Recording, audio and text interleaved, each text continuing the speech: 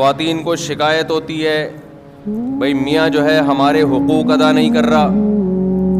بالکل صحیح شکایت ہے. اگر وہ خرچہ نہیں دے رہا ہے، نان نفقہ نہیں اٹھا رہا ہے، جیسا خود پہنے ویسا اپنی زوجہ کو پہنائے، یعنی ویسا کا مطلب جس اسٹینڈرڈ کا لباس خود پہنتا ہے اسی اسٹینڈرڈ کا بولو نا. اب بول نہیں رہے، دیکھا نا اپنے خلاف بات جا رہی ہے. بیگم کو وہی اسٹینڈرڈ. جی جی جی جی جی خیال کا لفظ نا مبہم ہے. وہ ہر آدمی کہتا ہے میں تو خیال کرتا ہوں، تو اس لیے میں خیال کو نہیں پوری تھوڑی ڈیٹیل بتاتا ہوں. جس اسٹینڈرڈ کا خود کھاتا ہے اسی اسٹینڈرڈ کا زوجہ کو کھلائے. ایسا نہیں ہے کہ خود پیزے برگر پھوڑ رہا ہے جا کے اور اس کو مسور کی دال پہ ٹرکھایا ہوا ہے. تو یہ سارا اسٹینڈرڈ، اس کا جو لیونگ اسٹینڈرڈ ہے وہ آپ کے لیول کا ہونا چاہیے، جو آپ کا اسٹینڈرڈ ہے. تو یہ ذمہ داری کس نے لگائی ہے بھائی؟ بولو نا. اسلام نے، اہل مغرب نے یہ ذمہ داری مرد پہ نہیں لگائی ہے. ہماری خواتین شکایتیں کرتی ہیں کہ میاں حقوق ادا نہیں کر رہا، یہ نہیں کر رہا، وہ نہیں کر رہا. بالکل صحیح ہے بھائی، اس کے باپ کو بھی کرنا پڑے گا. یعنی اس کے باپ کا مطلب یہ نہیں کہ اس کے باپ کو، اسی آدمی کو پیار سے اس کا باپ کہا جاتا ہے اردو میں. آج ہر آدمی اپنا باپ خود ہی ہے نا آج کل. لیکن یہی انٹیاں جب شوہر ان سے کہتا ہے کہ آپ میری مرضی کے بغیر گھر سے مت نکلو، بیگم جب کہیں جاؤ تو مجھ سے پرمیشن لو. صرف اطلاع دینا کافی نہیں ہے، شوہر کی پرمیشن کا ہونا ضروری. اسلام عورت کو باؤنڈ کرتا ہے کہ جب اس کی شادی ہو گئی ہے. اب آپ کہو گے مصعب کیا قومی ترانے سنانے لگ گئے ہیں؟ میں تھکا ہوا ہوں بھائی، میں ابھی سفر سے آیا ہوں. رات میرا بیان تھا اتنا لمبا پنجاب میں، تو جب میرا بہت زیادہ لمبا بیان تھا، رات بھر سویا نہیں، پھر صبح کی فلائٹ تھی، تو پھر یہ سر لگانا پڑتا ہے تاکہ میں بولتا رہوں. تو انٹیاں جو ہیں وہ شکایت کرتی ہیں میاؤں کی کہ یہ ہم پہ روب جماتے ہیں. ان کو کیوں بتائیں ہم باہر جانے سے پہلے؟ کیا الٹی باتیں بھی شروع ہو جاتی ہیں. کیا میں کوئی فلم دیکھنے جا رہی ہوں؟ بعض دفعہ میاں کو محبت اتنی ہوتی ہے، بیگم کہیں جا رہی ہوتی ہے. ونس اپون اے ٹائم ایسا ہوا کرتا تھا، اب تو اس طرح آج کل اس طرح کی اطلاعات آ نہیں رہی ہیں. میاں کہہ دیتا ہے کہ آپ نہیں جائیں، میں ابھی گھر میں ہوں، میں چاہتا ہوں کہ آپ گھر میں رہیں. بیگم کہنی نہیں، میں اپنی اماں کے جا رہی ہوں یا کہیں بھی جا رہی ہوں. تو اسلام ایسے موقع پہ بیگم کو سپورٹ کرتا ہے یا میاں کو؟ میاں کو. سمجھتے ہو کہ نہیں سمجھتے؟ یہاں خواتین کہتی ہیں کیوں بھائی ہم کوئی غلام ہیں؟ کل میں نے رات ایک پنجاب میں ایک بہت بڑے بورڈ پہ دیکھا، ہم کوئی غلام ہیں. تو خواتین نے بھی یہ لفظ سیکھ لیا ہے، ہم کوئی غلام ہیں جو ہم بتا کے جائیں. ہے بھائی، ہم کیوں بتائیں کسی کو؟ تم کون ہوتے ہو پوچھنے والے؟ پھر ہر وقت کی پابندیاں لگائی ہوئی ہیں میرے اوپر، ہر وقت کی پابندیاں. ٹھیک ہے، یہ غیر اخلاقی حرکت ہے، ہر وقت کی پابندی. لیکن بہرحال عورت کو کیا حکم دیا جائے گا کہ وہ اس معاملے میں شوہر کی اطاعت کرے. آج کل جیسے مردوں نے حقوق ادا کرنا چھوڑ دیے تو خواتین بھی بہت ساری لبرل ہوتی جا رہی ہیں، وہ میاں کو بتانا ضروری نہیں سمجھتی. ایسے بھی کیسز آتے ہیں، میاں صاحب کہہ رہے ہیں بھائی ان سے نہیں بات کیا کرو، اس سے نہیں جی تم کون ہوتے ہو روکنے والے؟ تو بھائی جب آپ میاں سے اپنے حقوق لے رہی ہو، کس کے نام پہ؟ اسلام اس کو پابند کر رہا ہے، سمجھ لیں آپ. اسلام کے علاوہ کسی کا باپ بھی شوہر کو پابند نہیں کر سکتا، خوب سمجھ لو. اور اسلام کی پابندی اگر نہ ہو تو کوئی بھی زوجہ کے حقوق ادا نہیں کرے گا، قانون کروا ہی نہیں سکتا. پھر یہ ٹاپک چینج ہو رہا ہے، کیا کریں یار. میں خواتین کو بتا رہا ہوں اسلام کی قدر کرو. یہ جو میاں پاکستان میں اور اسلامی ملکوں میں میاں جو خرچہ کرتے ہیں نا بیگموں کے اوپر، جو حقوق ادا کرتے ہیں، یہ اسلام کی وجہ سے کرتے ہیں، یہ گورنمنٹ کے لا کی وجہ سے نہیں کرتے. لا میں اتنی طاقت نہیں ہے کہ حقوق ادا کروا دے. گوروں نے کتنے زبردست لا بنا کے مسلط کیے، انہوں نے بھی بالآخر ہتھیار ڈال دیے کہ بھئی قانون کے ذریعے شوہر عورت کے حقوق ادا کرے، یہ پاسبل نہیں ہے. دیکھو ہمارے نبی صلی اللہ علیہ وسلم، عرب میں عورت کو پاؤں کی جوتی سمجھا جاتا تھا. کوئی اوقات نہیں تھی. ہمارے نبی نے مدینہ میں جا کے قانون نہیں پاس کروایا کہ جو عورت کی توہین کرے گا اس کو اتنے سال کی جیل ہوگی. ایسا ہمیں کوئی یہ قانون سے یہ چیزیں گرفت میں آتی نہیں ہیں. قانون میں پہلے تو یہ توہین کی ہے کہ نہیں کی ہے, پھر توہین کی ڈیفینیشن کیا ہے. میاں کہہ رہے کہ ہمارے یہاں تو پیار سے گالیاں دی جاتی ہیں, ہمارے یہاں کیا. کل ایک صاحب آئے, انہوں نے کہا مجھے میری بیوی نے بہت گالیاں دی ہیں نا, بہت پھٹا ہوا, کہیں پنجاب میں بیٹھا ہوا تو کہیں, تو میری بیوی نے بہت گالیاں دی ہیں. میں نے کہا کیا گالیاں دی ہیں؟ کہہ رہے یار مصعب اب کیا. میں نے کہا ترجمہ کر کے بتا دو. میں نے کہا ایز اٹ از گالی تو نہیں بتاؤ, لیکن آسان لفظوں میں اس کو ذرا مفہوم بیان کرو, آسان لفظوں میں اس کا. تو خیر میں یہ عرض کر رہا تھا, نبی صلی اللہ علیہ وسلم کے دور میں بیٹی کو زندہ دفن کیا جاتا تھا. پاؤں کی جوتی سے بھی بدتر سمجھا جا رہا ہے کہ نہیں سمجھا جا رہا. تو آپ صلی اللہ علیہ وسلم نے قانون سازی نہیں کی ہے مدینہ میں کہ کورٹ میں عورت کیس کرے کہ شوہر توہین کر رہا ہے. یہ بہت مبہم چیزیں ہوتی ہیں, مبہم چیزیں ہوتی ہیں, اور قانون کے ذریعے ان چیزوں کی گرفت نہیں ہو سکتی ہے. بلکہ آپ صلی اللہ علیہ وسلم نے یہ بتایا کہ میں اللہ کا پیغمبر ہوں, اور دلائل سے ثابت کیا. اللہ نے اتنے معجزے دیے جس سے صحابہ کو یقین ہو گیا کہ آپ کس کے پیغمبر ہیں؟ اللہ کے. پھر قرآن میں اللہ نے آیتیں نازل کی, لَقَدْ كَانَ لَكُمْ فِي رَسُولِ اللَّهِ أُسْوَةٌ حَسَنَةٌ, تمہارے لیے پیغمبر کی زندگی میں بہترین نمونہ ہے. فالو کرنا ہے تو کس کو فالو کرنا ہے؟ پیغمبر کو. اب لوگ سمجھ گئے پیغمبر جو کرتے چلے جا رہے ہیں ہمیں وہ کرنا ہے, نہیں کیا تو پنشمنٹ کس کی طرف سے ملے گی؟ اللہ کی طرف سے. اب کوئی دیکھنے والا نہیں ہے, اب نہ کوئی وکیل کی ضرورت, نہ کیس کی ضرورت. کس کا خوف بٹھا دیا ہے؟ اللہ کا. تو پھر صحابہ نے پیغمبر کا عمل کیا دیکھا. مشہور حدیث ہے نا کہ ایک صحابی نے نبی صلی اللہ علیہ وسلم کی دعوت کی, آپ نے فرمایا عائشہ کو بھی بلاؤ تو آؤں گا میں. یہ جو ایٹیٹیوڈ ہے, یہ جو رویہ ہے زوجہ کے ساتھ, وہ صحابی بلا رہے ہیں نبی کو, اور آپ کیا کہہ رہے ہیں ساتھ میں کس کو؟ زوجہ کو بھی بلاؤ. دل صاف تھے لوگوں کے, ان کے پاس اتنی گنجائش نہیں تھی. انہوں نے عرض کیا یا رسول اللہ یہ میں نہیں کر سکتا. آپ نے فرمایا دعوت کیا ہے؟ کینسل.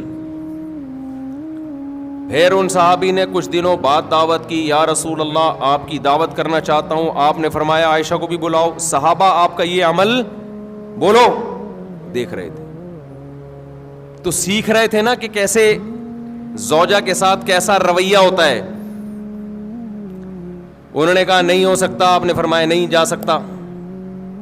پھر تیسری مرتبہ صحابی نے عرض کیا یا رسول اللہ آپ کی دعوت کرنا چاہتا ہوں. اچھا میرے سے یہ بیان خواتین سنتی ہیں نا, وہ کہتی ہیں ہائے کاش مفتی صاحب کتنے اچھے ہیں, اللہ اپنی بیگموں کے ساتھ کیسے ہوں گے. تو مجھے وہ لطیفہ یاد آتا ہے جو مولوی اس طرح بیویوں کے حقوق بیان کر رہا ہوں نا, خواتین بڑی متاثر ہوتی ہیں کہ ان کے گھر والے کتنے خوش قسمت ہوں گے. ان کی تو کبھی دعوت ہوتی ہوگی تو کہتے ہوں گے بیگم کے ساتھ بلاؤ تو آؤں, ورنہ میں نہیں آ رہا, جاؤ. تو وہ لطیفہ تمام خواتین سن لیں. ایک آدمی جو تھا نا ڈرائیونگ کر کے اپنی بیگم کو لاتا, بیگم اگلی سیٹ پہ بیٹھی ہوتی, اس کی بیگم اسکول ٹیچر تھی, تو لاتا اسکول کے باہر گاڑی کھڑی کرتا, اترتا, بیگم کا گیٹ کھولتا, دروازہ نا لاک کھولتا, وہ جاتی تو خواتین دوسری دیکھتی یار کتنی رسپیکٹ دے رہا ہے اپنی, خود اترتا ہے ڈرائیوروں کی طرح دروازہ کھولتا ہے باہر سے نا. تو رشتے آنا شروع ہو گئے. ایک اور شادی ہو گئی اس کی اسی چکر میں نا, خواتین نے خود کہ بھائی اتنی عزت دے رہا ہے یار ہم میں بھی چاہیے اس کی بیوی بن جائیں ہم.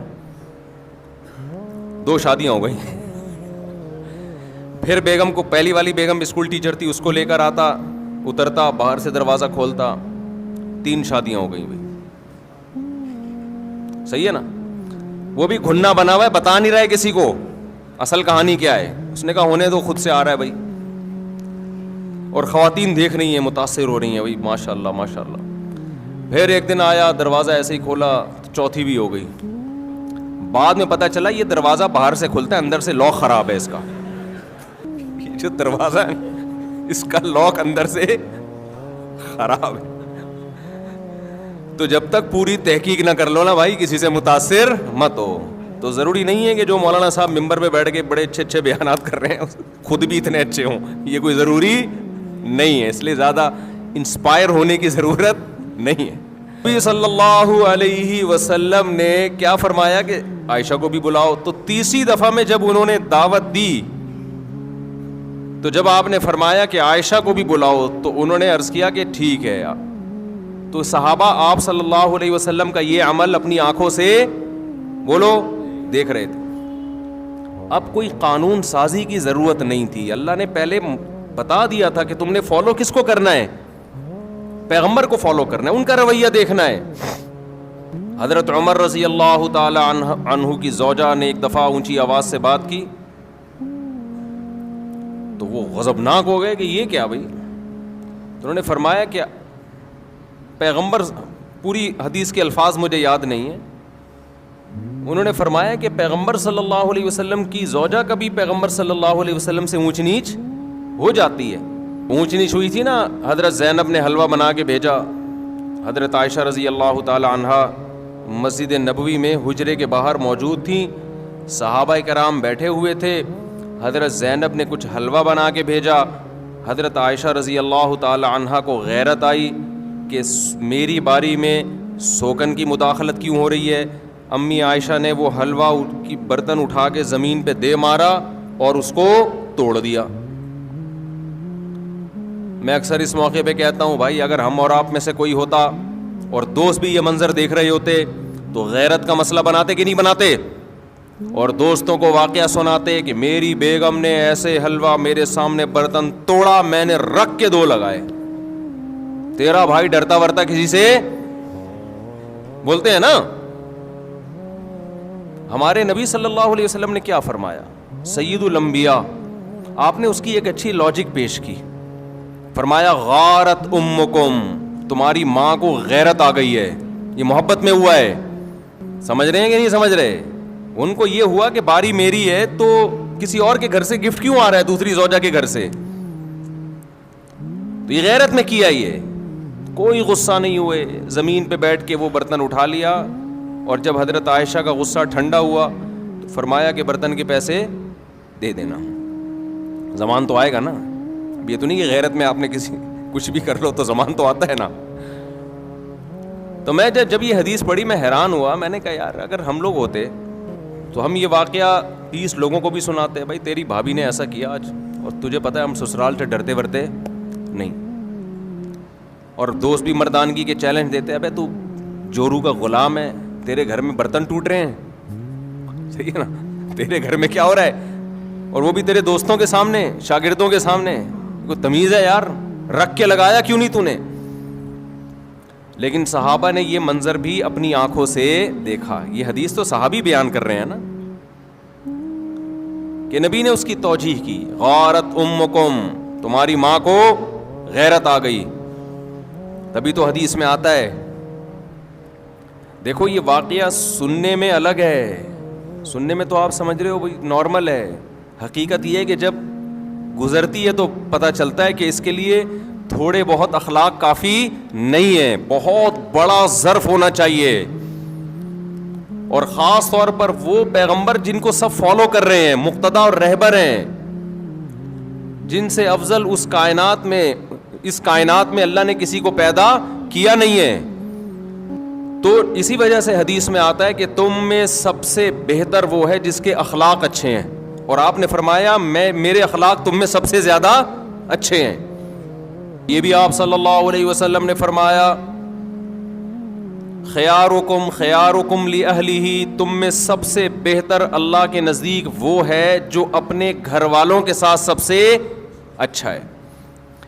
یہاں کہ پھر وہی بات آ جاتی ہے, ہم مغربی کلچر کو فالو کر رہے ہیں, ان میں گھر والے نہیں ہوتے, ان کے ہاں سب برابر ہیں. اسلام ترجیح کس کو دیتا ہے؟ رشتوں کو.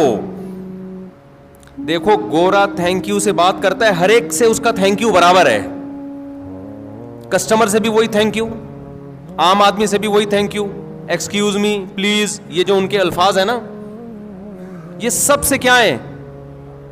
برابر ہیں. اسلام میں سب کے لیے برابر نہیں ہے. اسلام میں سب سے پہلے ماں باپ ہیں, پھر میاں بیوی ہیں, پھر بچے ہیں, بھائی بہن ہیں, یہ ہیں رشتے. آج کتنے لوگ دوستوں سے بڑی تمیز سے بات کر رہے ہوتے ہیں, ہو ہا ہی, گھر میں آتے ہی ایسے جیسے چنگیز خان نے بغداد پہ حملہ کیا ہے. گھر میں تمیز سے داخل ہی نہیں ہوتے, مسکراتے چہرے کے ساتھ داخل نہیں ہوتے, سلام نہیں کرتے. جو میں نے آبزرو کیا ہے نا, جس کی لاٹھی اس کی بھینس. جو پاورفل ہے نا وہ حاوی ہے بس. مرد اگر پاورفل ہے تو وہ حقوق نہیں دے گا, وہ دبائے گا حقوق. عورت طاقتور ہے تو وہ مرد کو کھا جائے گی, مرد طاقتور ہے تو عورت کو کھا جائے گا. جس کی لاٹھی اس کی بھینس. جب اللہ کے خوف سے حقوق ادا ہوتے ہیں, اللہ کی چاہت میں حقوق ادا ہوتے ہیں, تو آپ طاقتور ہو تو بھی حقوق ادا کرو گے, آپ کمزور ہو تو بھی, کیونکہ آپ کو پتا ہے کہ میں کس کی وجہ سے حقوق ادا کر رہا ہوں. مجھ پر کون ہے؟ اللہ ہے. میں اس کو راضی کرنے کے لیے کر رہا ہوں. تو میں اس کر رہا تھا کہ جب تک اللہ کا یقین اور اللہ کی سزا کا خوف اور اللہ کی جنت کا یقین نہیں ہوگا, انسان ایک دوسرے کے حقوق بھی ادا نہیں کریں گے.